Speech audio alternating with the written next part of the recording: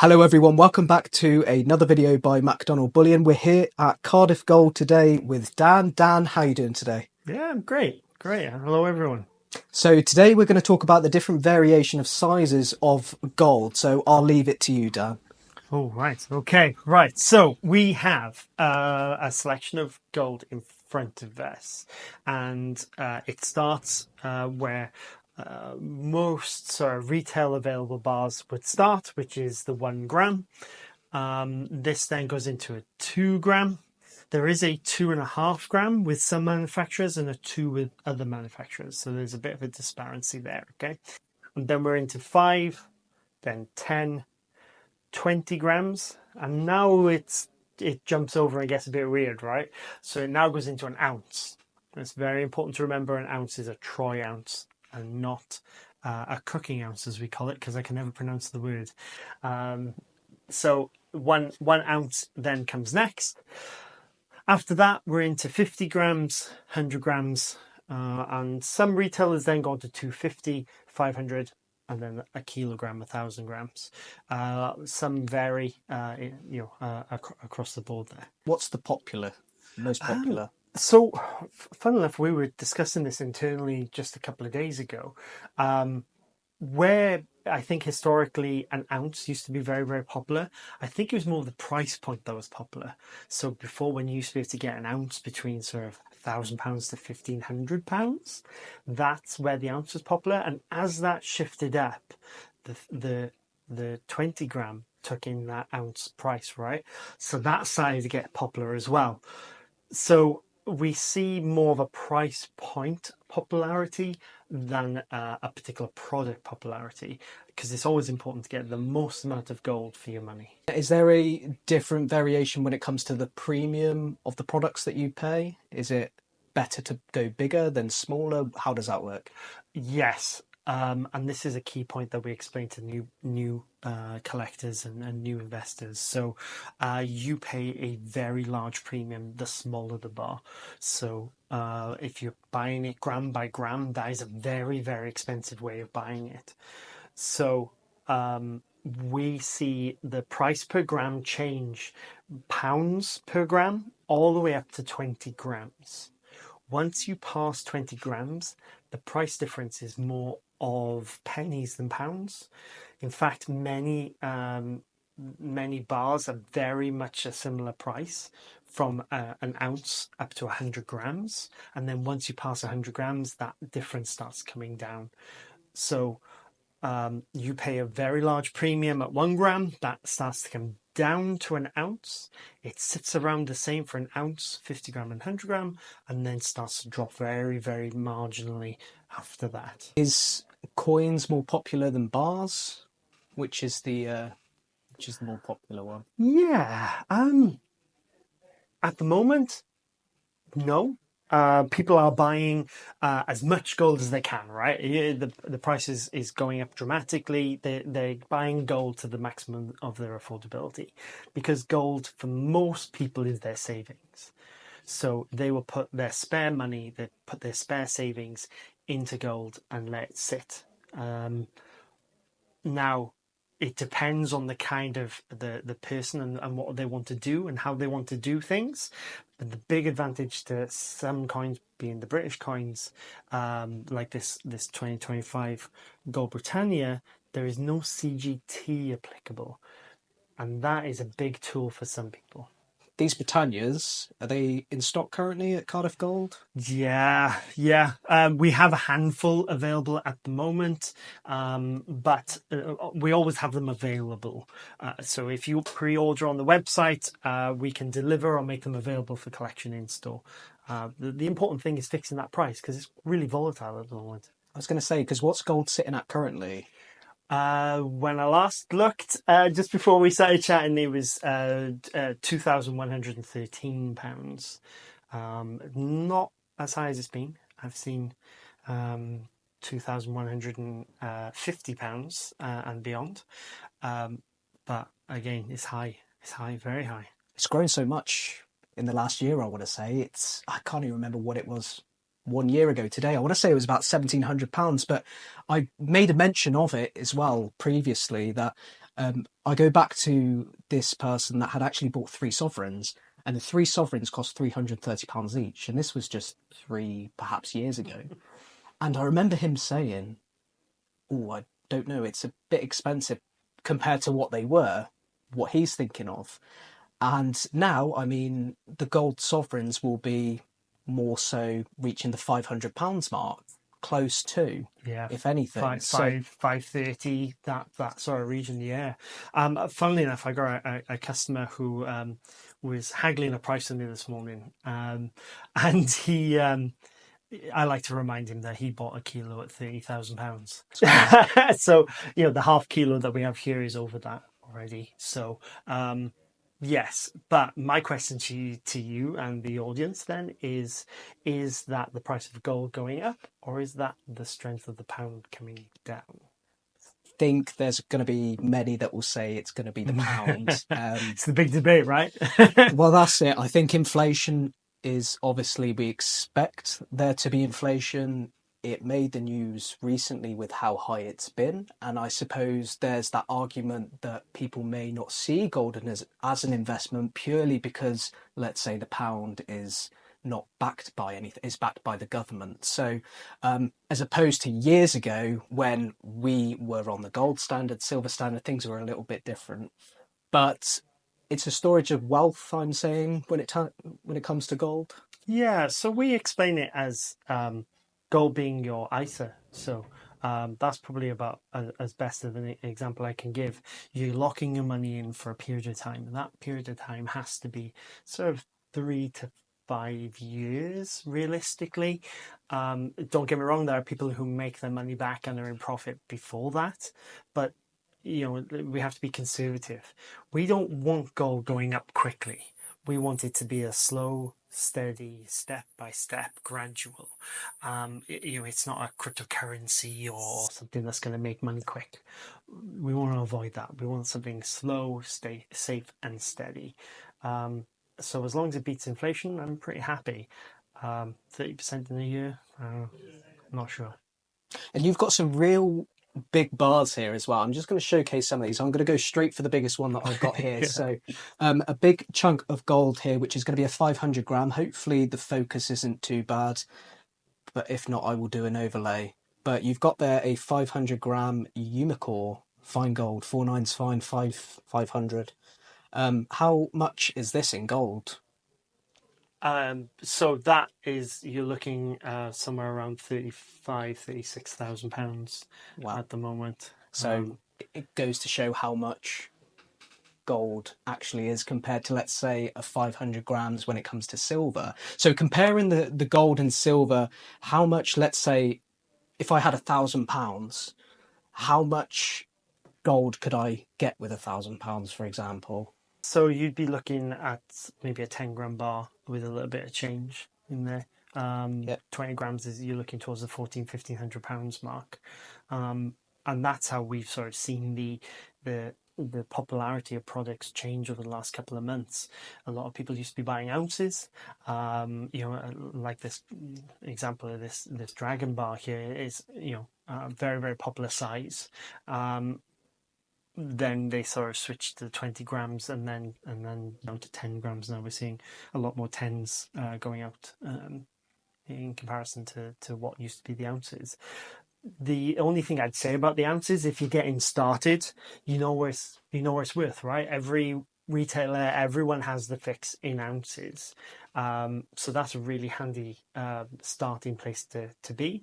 But obviously that affordability is there as well. You're talking £2,200, £2,100, depending on the fix. It can be a big chunk of your change. What I did want to ask you, Dan, actually, when it comes to your personal opinion, when it comes to let's say the small 1 gram gold bars, what are your thoughts when it comes to it? Are they a good buy, or how do you feel about the 1 gram gold bars? Not a complete fan, only because you're paying a large premium. We see a lot of people buying them as gifts. Me personally, not a fan. I would probably start from 2 grams and up, because you're starting to bring that price per gram back in. instead of someone, let's say, buying 2 to 3 ounces of silver a month, if they were doing that and they wanted to get into gold, then they may look to the gram gold. But as you say, the premiums are going to be, I suppose, upwards to 20%, I want to say, roundabouts when it comes to the grams. Yeah, it can be. Can be even some places and some brands a little bit more than that as well. Yeah, you're paying the tax then, in effect. And what about, let's say, if you was to save up for a sovereign, because sovereign's not too far off. I know it's still £500, let's say, but the premium's going to be less. Is that right? Yes, the premium is a lot less. They are a lot more popular, especially with us. We don't have many sovereigns very often.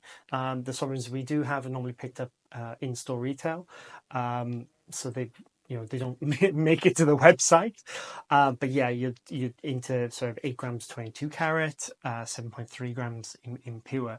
So as a direct comparison, it sort of sits between that sort of 5 and 10 gram with relation to price, and that may be where you would want to spend your £1,000, right? If you can pick two up at £500, £510 each, I think you're doing well. And what would you prefer? Would you prefer a sovereign or would you prefer a 1 ounce Britannia? Just out of personal curiosity. Ooh, I'm a big Britannia fan. I think the Britannias, for me, are pretty up there for beauty. There's only the American Buffalo that I like more. Oh, really? Okay. Yeah, that's my coin. The But American Buffalo. Buffalo, yeah. But again, the benefits of British coins in Britain are pretty significant. So that tax is, it's just been announced that it's increased again. The percentage. So, yeah, it can get quite messy. That being said, the vast majority of my customers are not subject to capital gains. And there is a big worry at the moment about capital gains. And in many, many cases, individually, of course, those, that worry is just doesn't need to be there. And you can sit with bars. You have to be making that profit, over that financial year.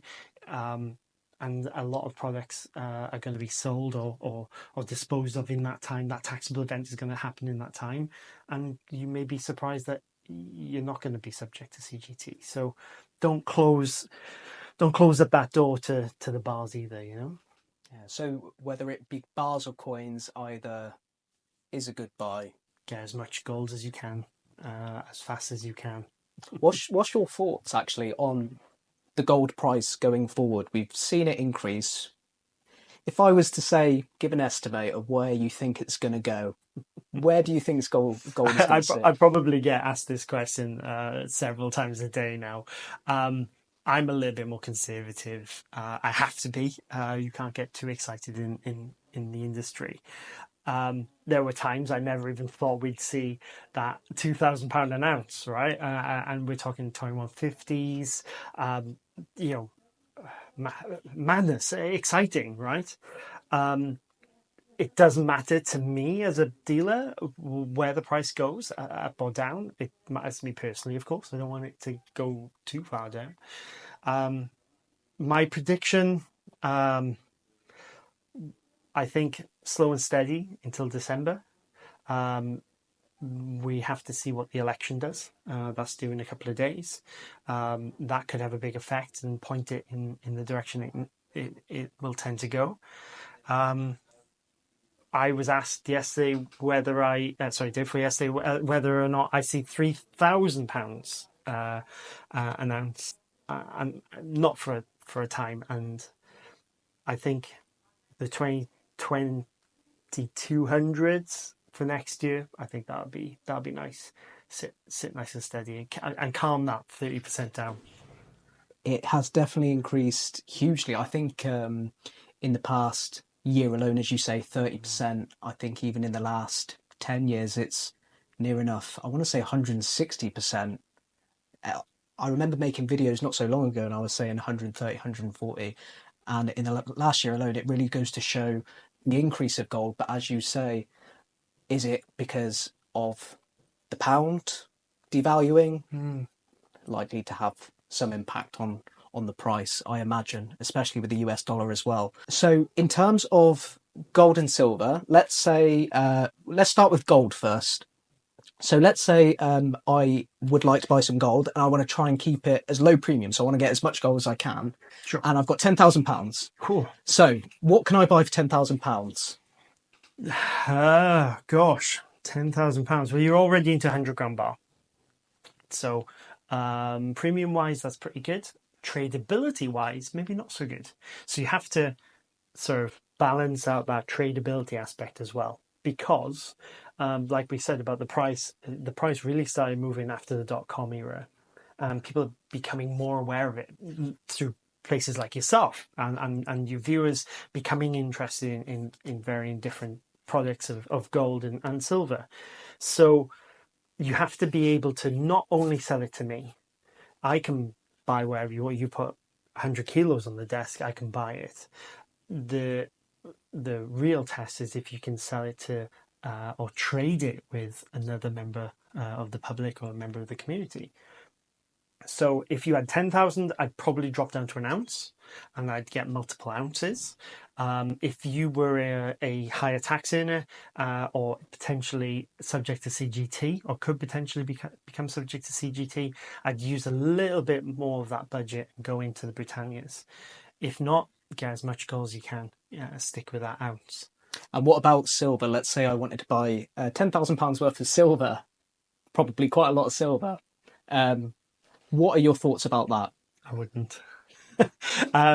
Yeah, I wouldn't.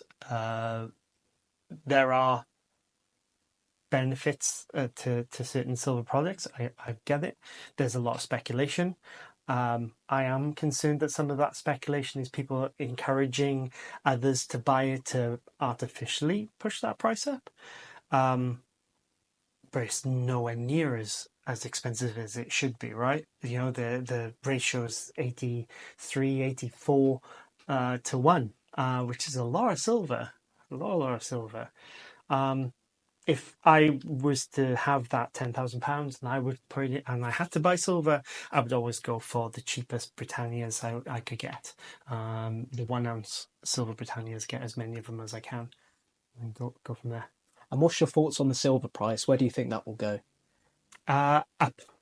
It has to. It has to. That ratio is too high. It has to go up. I'm not sure it's going to go up as high as some of the celebrities, the key people in the YouTube and varying other places. I don't think it's going to go to 50 to 1. If it gets down to 70, oh, that's a good day, all right? It's a good day. But again, slow and steady wins the race. You know, the downside to silver for me is you're automatically down 20% unless you make use of VAT-free storage.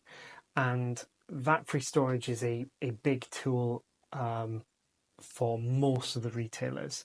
So we offer that here. We only offer it in certain products. And there's operational reasons why we do that. Particularly, let's say, for instance, a kilo. If you were to buy a kilo of silver off me VAT-free, you'd be paying about 15% over spot. That kilo is then assigned to your name and your account, because there are cases, one very recently in America, where they were storing silver and then reselling it and just going over it all the time. So we assign that kilo with the serial number to the customer. It's locked away in the vault, and that's a pretty cost-effective way of storing some VAT-free silver.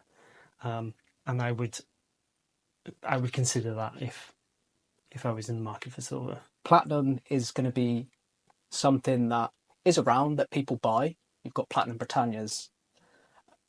I would assume that if you had, let's say, £10,000, it would be more suitable going into gold rather than platinum. How do you feel about platinum? VAT. Straight away, you're automatically 20% down, and you've got to recover that 20% before you can break even. And 20% movement in platinum, silver, palladium, that's a big movement. In gold, it's a huge movement, but you're not having to account for it. You're not forced into that area. So I would if you give me £10,000 on the table, I would probably go towards gold just to avoid that. We've got a lot of Metalor on the table. That's solely because me personally, I'm a huge fan of Metalor. There's not a huge amount of packaging prettiness around it. It's simple, plain, and as secure as you can possibly get. So you can scan the QR code, you can see when it was made, you can see all the LBMA markings. But it's a no frills product. It's as cheap as you can probably get. Umicore is very, very similar in that regard. A fantastic brand, no frills. When you start to add frills, you start to add additional premium. Now, every sort of new person into gold and silver is going to look at, let's say, for instance, a Pamp bar or a Brittania bar, which are beautiful, beautiful, well presented, world famous bars, but you pay an extra premium just for the brand and the pretty design. So you have to work out, are you going to start looking at things because you like how pretty the design is, or are you stacking to get as much weight as you possibly can? And that is a big trap that a lot of people fall into. So they start maybe buying sovereigns. We buy sovereigns and sell the vast majority of sovereigns as sovereigns. A lot of people don't. A lot of people come here with loops to look at sovereigns. Now, now you're starting to go into an aspect of pain and hurt and pneumastia, and it's a very highly specialist, very knowledge heavy area. And we see that across Bullion as well, where people are trying to differentiate themselves a little bit. And that's where you sort of have to sit down and have a chat with yourself and go, do I want to spend £200, £300, £400 more just because this has a pretty box and a pretty design on it? Or do I want as basic and simple as I can get? So I think in terms of stacking, if you want to get as much gold as you can for the least amount of money, simple is best. Simple is best. They don't charge the extra, right? Even if gold ounces go up to £3,000 an ounce, will you still buy that off the person? Yeah. Yeah, it doesn't matter to me as a bullion dealer. Like I said, you can turn up here with 100 kilos of gold as long as it's all legitimate and actually gold, not bought off wish.com. Yes, we have had that. And yeah, it doesn't matter to me as a dealer. I will buy anything. Most dealers have it within the terms and conditions that they can take up to 3 days. This is mainly to make sure that they go through the product and make sure everything is safe and do the checks that they need to do. And don't panic if they take the full 3 days. In most cases, it's done within 24, 48 hours anyway. But yeah, it doesn't matter to me whether you come into me with a gram or a million. It doesn't really matter. With regards to that sort of affordability, we have seen a huge shift down towards 10s and 20s. That may be influenced with the recent Diwali and Dhanteras events, so I may be a little bit more influenced in that way. But the smaller bars are starting to go out a little bit more often. So in terms of, to sum up, gold is best. Yeah, obviously, gold wins, right? Absolutely, yeah. We have, families who come in and, small children, when you put gold in the hand, you see the sparkle in their eyes. There's something about it. Once you've got it in your hand, you never want to let it go. It does something. Magic. I think magic. But yeah, when it comes to sort of in all seriousness, you are not down the tax amount straight away. So obviously that tax amount varies country to country, but in the UK, as a direct comparison, silver is 20% taxable in most cases. So you're not down that 20%. So you're not on the back foot straight away. Ounces are great because you can see them on the fix, see them on the ticker on pretty much everyone's websites. So you know vaguely where it is, but only get to the maximum of your affordability. Don't lend to buy gold. Thank you very much for your time, Dan. No problem. Thanks for coming to see us. Thank you to the viewers for coming to see us as well. Many of them have. Yeah. Thanks for your time, Dan, and take care, everyone. Bye for now. Oh, that's cheating. Oh, that's No. You never said not to go at the top. You're the only person to have successfully removed a bar. No, it's going already. Wow. Yeah. How much is that, Dan? Current price is just shy of £150,000. There's 2 kilos there. Oh, okay. Sorry, Yeah. don't mind me. Don't mind Oh. Jake. Get out of my office, Jake.